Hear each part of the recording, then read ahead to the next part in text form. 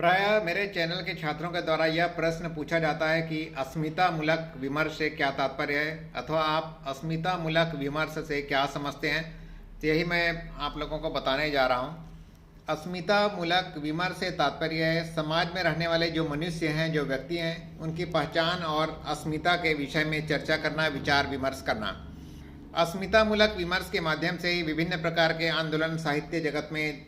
चालू होते हैं, शुरू होते हैं, प्रवर्तित होते हैं, जैसे कि स्त्री विमर्श, दलित विमर्श, आदिवासी विमर्श। इसका तात्पर्य है समाज में रहने वाले जो वंचित वर्ग हैं, जो डिप्राइव्ड क्लास हैं, उनमें जो पहचान की संकट है, जो अस्मिता की संकट है, जो आइडेंटिटी क्राइसिस है, उसे साहित्य के माध्यम से उजागर करना है। इसे ही हम अस्मितामूलक विमर्श के रूप में जानते हैं। अस्मितामूलक विमर्श के अंतर्गत जिन विषयों की चर्चा की जाती है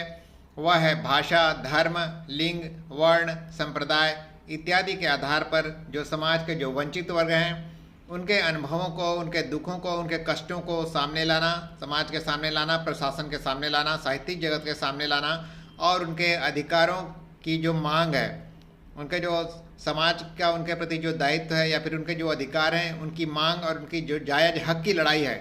उस पर चर्चा करना, उसको सामने लाना, इसे ही हम कहते हैं कि यह अस्मितामूलक विमर्श है।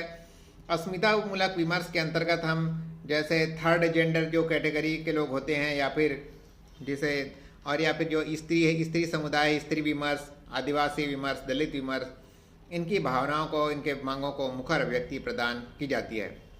तो इस प्रकार हम कह सकते हैं कि अस्मितामूलक विमर्श के अंतर्गत जो समाज के जो वंचित समूह हैं उनके हक, अधिकार और अस्मिता की पहचान के लिए लड़ाई की जाती है। इसे ही हम अस्मितामूलक विमर्श के अंतर्गत जानते हैं।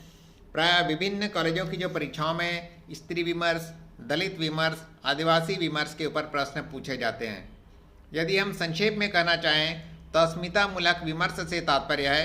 जो समाज में रहने वाले लोगों की जो आइडेंटिटी क्राइसिस है, जो पहचान की संकट है, जो अस्मिता की संकट है, जो समाज में हाशिए में रहने वाले जो लोग हैं,